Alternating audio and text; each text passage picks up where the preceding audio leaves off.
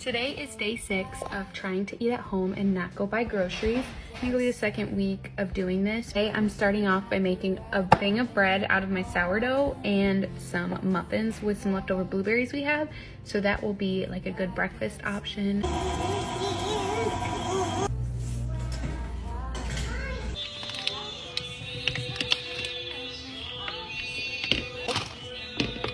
I'm gonna do a handful of turkey pepperoni because this is the protein that I have in my fridge besides eggs.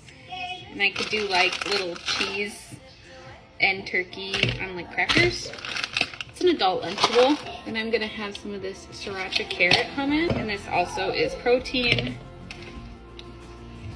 I'm gonna have some of these Triscuits Parmesan garlic.